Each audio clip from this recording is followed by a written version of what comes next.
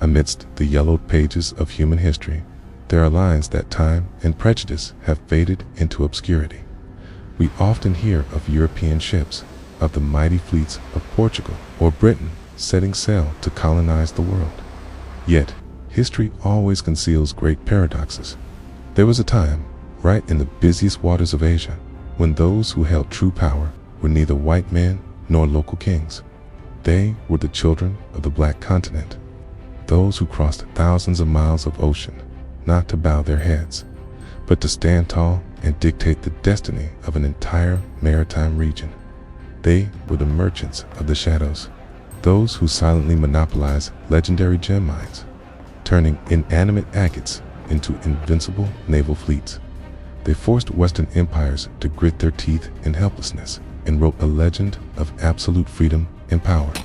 Their story is the most eloquent testament to the wisdom and bravery of Black people, a radiant chapter of history that has slept too long at the bottom of the ocean. If you yearn to recover the lost fragments of history, if your heart resonates with the resilience of the ancestors, please hit like, subscribe, and leave a comment below. Your support is the fire that keeps us going on this journey. The journey now begins in the silence of history. Sometimes we need to listen to the echo of waves crashing against ancient rocks to understand the roots of lost empires. Our story begins not with the roar of cannons, but with the sound of wind whistling through the arid canyons of the Horn of Africa. In the 15th and 16th centuries, the world was in the throes of violent transformation. The ocean was no longer a barrier, but had become the vital arteries connecting civilizations. From the ports of Abyssinia, men with skin like ebony, with physiques as strong as if carved from mountain rock, began to turn their eyes toward the east. They were the Siddi, also known as the Habshi, carrying within them the blood of proud Ethiopian warriors. They came to India bringing not only physical strength, but also a burning desire to change their lives. The fertile land of Gujarat welcomed them, not as masters at first, but as soldiers, as loyal guards. However, history is a river that constantly changes its course, and these people did not accept letting their fate drift like flotsam. They saw in this strange land an opportunity that few recognized: the gem mines hidden deep within the earth, cots red as blood, sparkling like the eyes of a night panther. At that time, Europeans began flooding into Asia with the ambition to devour all resources, but they hit an invisible wall: the Siddi, with innate acumen and extraordinary adaptability, soon realized that whoever controlled the gems controlled the soul of trade. And from mercenaries, a silent but powerful shift began to kindle in their mindset, laying the foundation for a commercial empire that would later shake the Indian Ocean. That was the beginning of a legend, where the children of Africa began to rewrite the rules of the game on someone else's turf. The journey across the Indian Ocean was not merely a physical displacement from one continent to another. It was a transformation of the soul, forged in the crucible of the monsoon winds. When the Siddi people first stepped onto the warm, silty banks of Gujarat, they did not arrive as broken men, nor did they carry the heavy chains that would later define the narrative of the Atlantic slave trade. Instead, they arrived with the posture of warriors, bearing the legacy of the Abyssinian highlands. The local sultans and rajas of India saw in them a raw, untamed power, a loyalty that could not be easily bought by local rivalries. Thus, they were welcomed into the inner sanctums of power, not as servants, but as elite guards, commanders, and trusted advisors. But while they stood watch at the gates of palaces and patrolled the bustling ramparts of forts, their eyes were wide open, observing the complex web of commerce that flowed through the veins of India. They watched as spices, silks, and indigo changed hands, but their gaze lingered longest on something else, something that seemed innocuous, yet held the power to move empires. They saw the Europeans, the Portuguese, and later the Dutch and the English docking their formidable ships at the ports of Surat and Cambay. These pale-skinned traders were desperate, not just for spices, but for the vibrant, translucent stones that tumbled out of the dusty sacks arriving from the interior. These were the agates, the carnelians, the bloodstones of Gujarat. To the unobservant eye, they were merely semi-precious ornaments, but the city realized they were a global currency. They saw how a handful of these polished red stones could purchase unmatched influence in the markets of Cape, East Africa, and the Arabian Peninsula. The Europeans knew the value of the stones, but they did not know the land. They were trapped at the coast, reliant on middlemen, fearful of the fever-ridden jungles and the treacherous roads that led to the source. It was in this gap between the desire of the consumer and the origin of the product that the city saw their destiny. They realized that true power lay not in wielding the sword for a master, but in holding the keys to the treasure house that everyone sought. This realization led them away from the comfort of the coastal courts and deep into the rugged hinterlands of Tampa. Here lay the ancient mines, the beating heart of the global gem trade. Hidden beneath layers of dry earth and dense forests, the landscape of Tampa was unforgiving, a place where the sun beat down with a relentless fury, baking the ground until it cracked. Yet, it was here that the city began to weave their network. They did not conquer these mines with brutal force. They conquered them with presence and integration. They walked among the miners. They learned the secrets of the earth, understanding that the raw stone was worthless until it was processed. They mastered the alchemy of the trade, the intricate art of heating the dull gray nodules in clay pots until the fire transformed them into a radiant, deep red carnelian.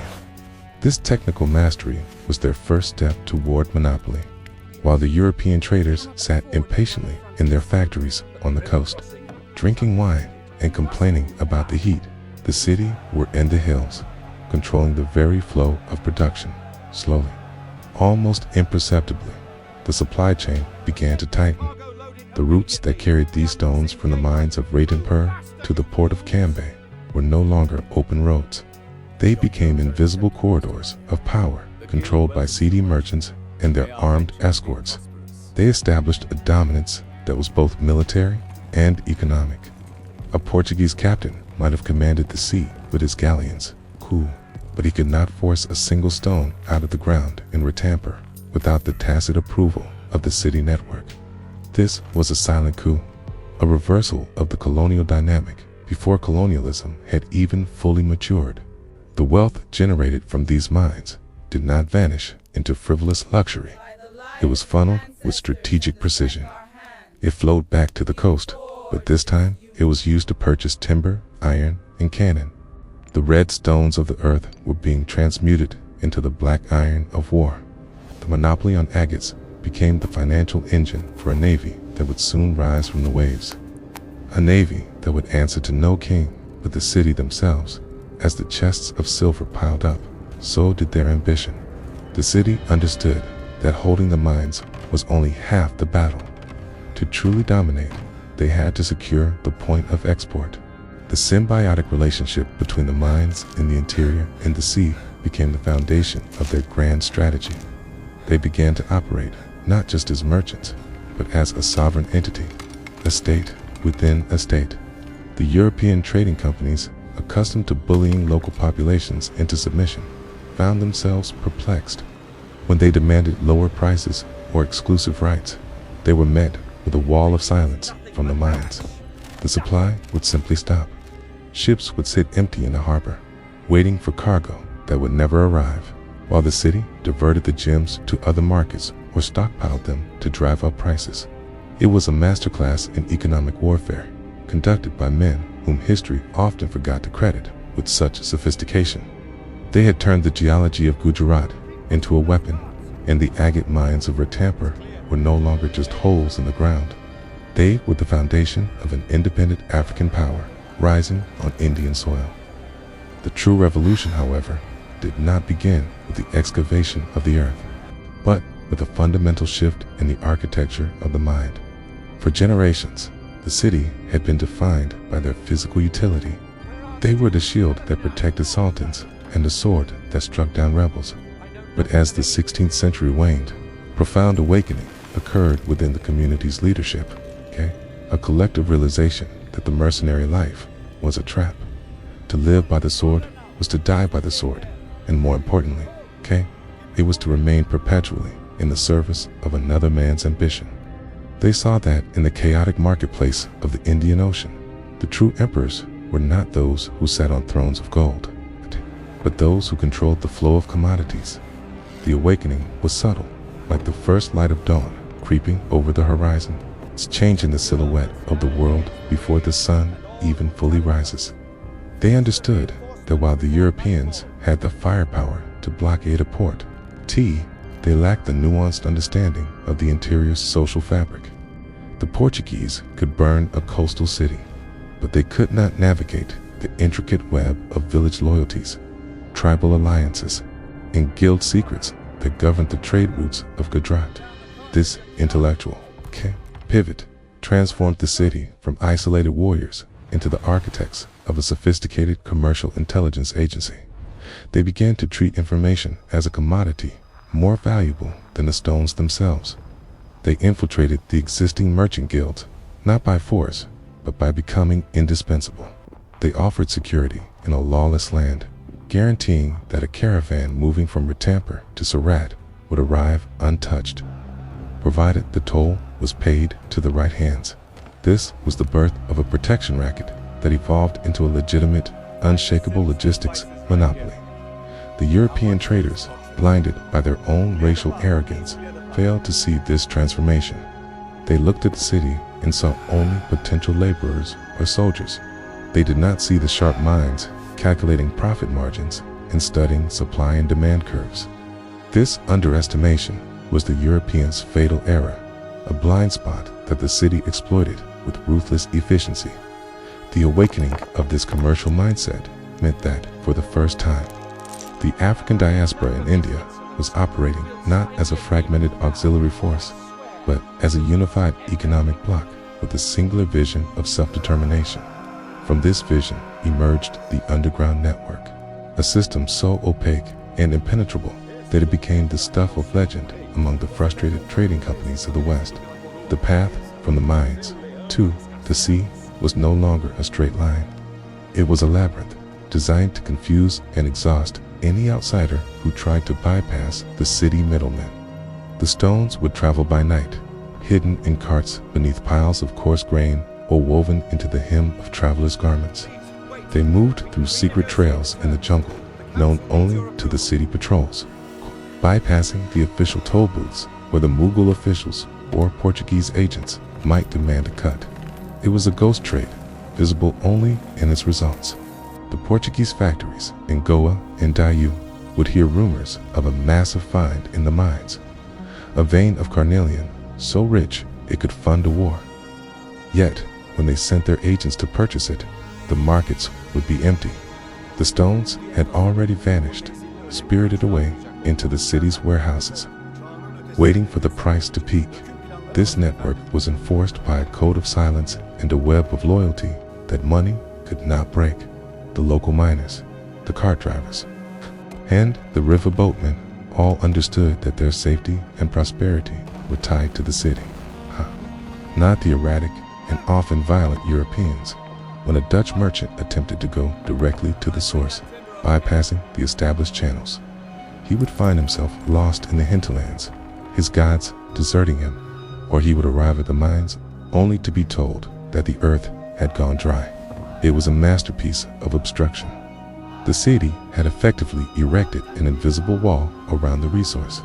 They dictated who bought, when they bought, and most importantly, how much they paid. The frustration of the European powers was palpable in their letters and journals from this period. They lamented the obstinate nature of the black merchants, complaining that they were held hostage by men they deemed inferior, yet whom they could not outmaneuver. The genius of this underground network lay in its fluidity. It had no single center that could be attacked, destroyed. If the Portuguese blockaded one road, the stones would flow like water down another. If a warehouse was raided, it would be found empty. The inventory moved hours before the soldiers arrived. This was asymmetric economic warfare. The Europeans were playing chess, moving large, clumsy pieces across a board they thought they owned, while the Siddi were playing a game of shadows, rewriting the rules with every move. The wealth generated by this monopoly was staggering, but unlike the ostentatious displays of the local Nawabs, the Siddi reinvested their gains into the ultimate guarantor of their freedom, the sea. The gold from the underground trade was quietly converted into timber, sailcloth, and gunpowder, flowing steadily toward the island of Janjira. The underground network was not just about profit. It was the lifeline of a rising naval state, a hidden artery pumping blood into the heart of a beast that was preparing to rise from the depths and challenge the masters of the ocean.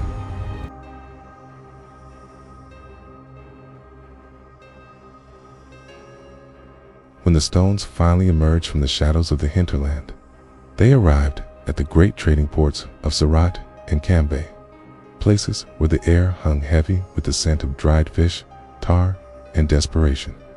These ports were the collision points of civilizations, chaotic theaters where the humidity clung to the skin. Like a second layer of clothing, and the cacophony of a dozen languages filled the streets. Yet, in the midst of this frantic bazaar, the city merchants moved with a distinct, unnerving calmness. To the European factors waiting in their stifling warehouses, these black merchants were like ghosts. They would appear without warning, their arrivals unannounced, carrying samples of the finest carnelian and agate wrapped in unassuming rough cloth. There was no desperate hawking of wares, no loud haggling that characterized the rest of the market. They stood with the quiet confidence of men who knew they held the only water in the desert. The negotiations that took place in these dimly lit back rooms were psychological battles, disguised as commerce. The Dutch and English traders, often young men eager to prove their worth to their distant governors, would bluster and threaten, slamming their fists on the tables, demanding exclusivity or lower rates. They would wave royal charters and speak of the might of their navies. The city would simply listen, their faces impassive masks, waiting for the silence to return. They knew that the Europeans were bound by the monsoon winds. If their ships did not leave by a certain date, they would be stranded for months, their holds empty, their voyages wasted. The city played on this anxiety with surgical precision. If the price was not met, they would simply rise and leave, vanishing back into the crowded streets. There was no alternative supplier to turn to, no other door to knock on. The Europeans would inevitably break, sending messengers running through the mud of the port to call the merchants back, agreeing to terms that made the city the true masters of the exchange. It was a humiliating realization for the colonial powers. On the open sea, they were conquerors, but here, on the solid ground of the port, they were merely customers, forced to pay the price dictated by the very people they sought to subjugate. But the accumulation of wealth was never the end game. It was merely the fuel for a much larger engine. As the heavy chests of Spanish reals, Venetian ducats, and Mughal rupees began to pile up, a fascinating transmutation occurred. In the hands of ordinary men, this fortune might have been squandered on silk robes, opium, or the construction of vanity palaces. But the city were not ordinary men. They were a community in exile, acutely aware that their survival depended on something far more durable than gold. The profits from the gem trade did not stay in the pockets of the merchants. They flowed like a subterranean river toward the coast, converging on a rocky island fortress that would become the symbol of their defiance. The red stones of the earth were systematically converted into the black iron of war. The ledger books of the gem trade became the blueprints for a military-industrial complex that was centuries ahead of its time in its organization. Every rupee earned from a polished agate sold in Surat was repurposed to strengthen the walls of Janjira. The money hired the best Turkish engineers to cast cannons that could shatter the hull of a European frigate. It purchased the strongest teak wood from the forests of the Konkan coast to build ships that were faster and more agile than the lumbering galleons of the West. This was a deliberate conversion of soft power into hard power. The Europeans, busy counting their gemstones, did not immediately notice that they were funding their own containment. They were paying for the very gunpowder that would soon be fired back at them. The city understood the alchemy of power, that economic monopoly is meaningless without the sword to defend it. Thus, the peaceful trade of semi-precious stones became the financial backbone of the most feared indigenous navy in Asia. The wealth did not stagnate. It transformed into fortifications, into artillery, and into the training of a new generation of sailors who owed allegiance to no emperor, but to the sea and their own brotherhood.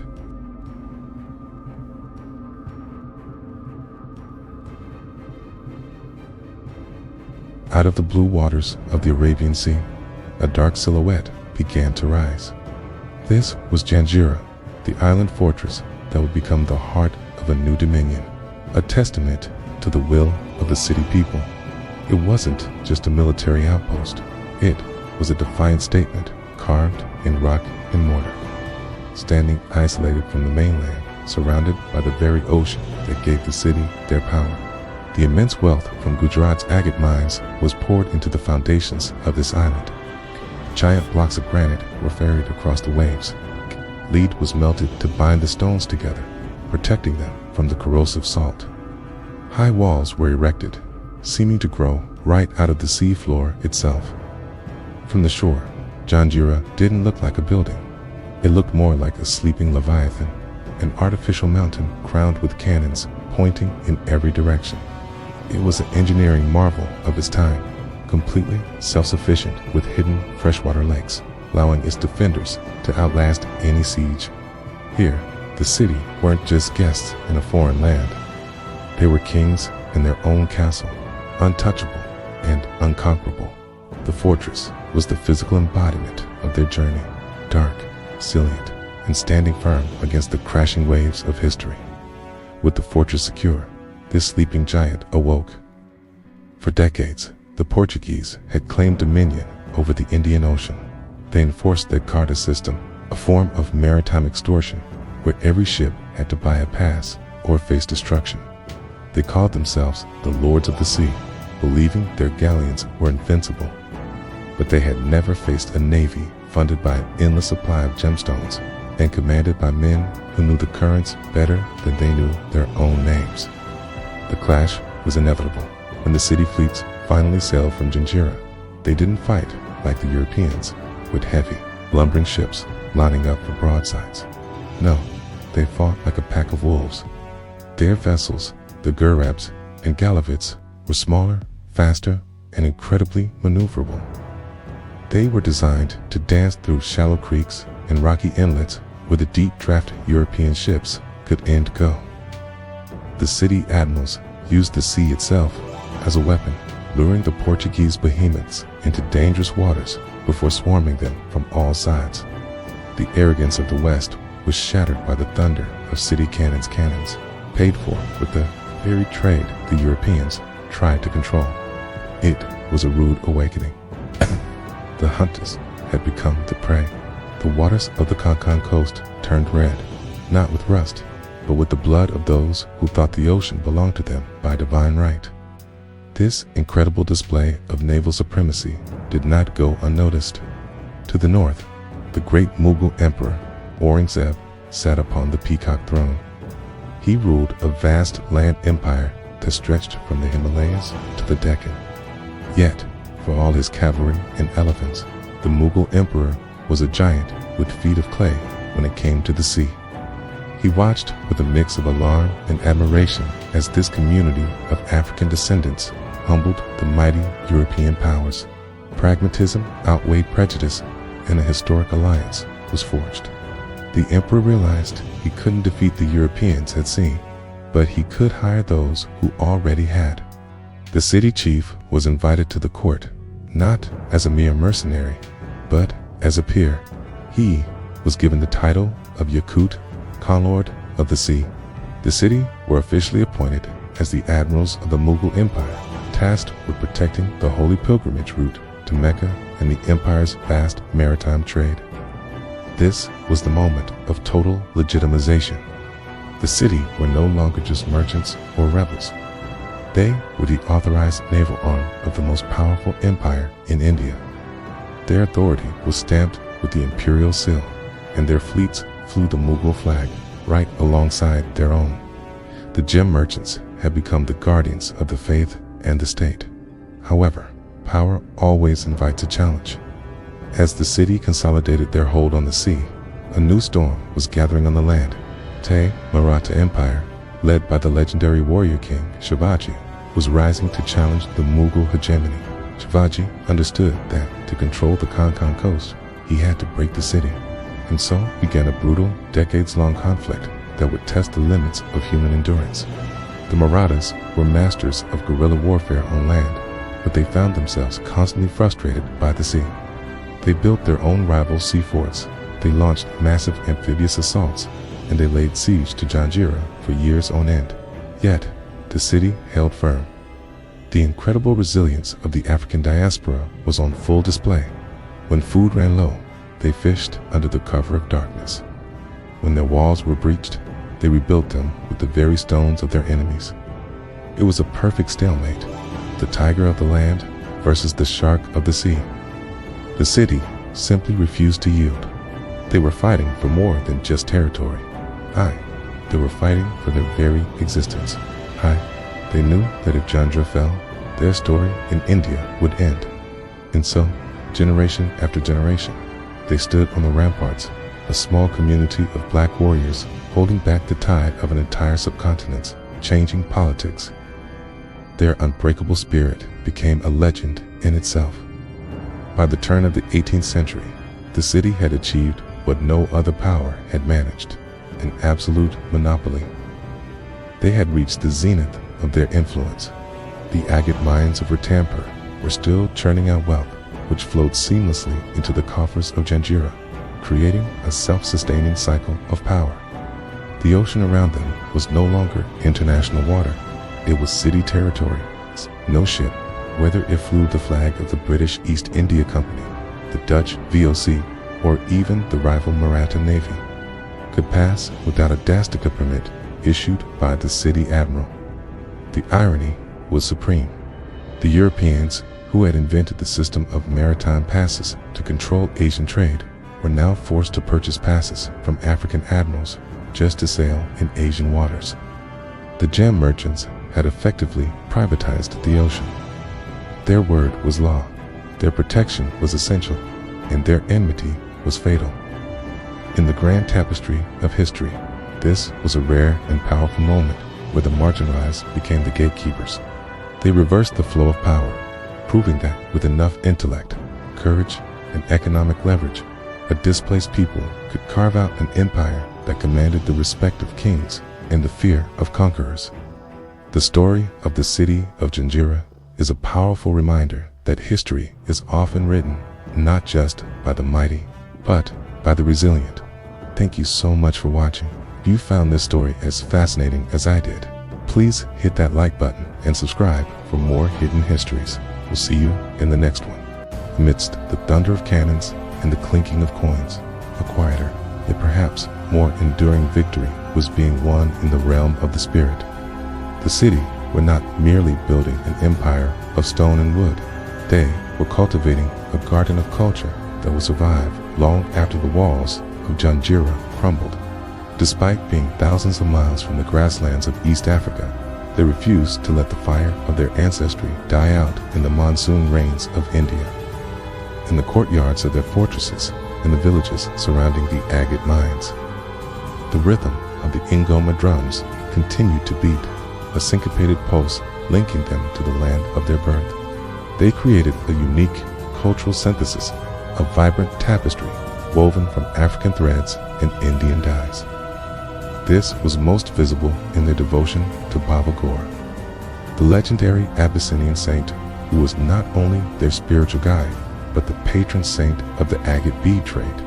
It is a profound historical poetry that the very saint they worshipped was the guardian of the stones that gave them their power.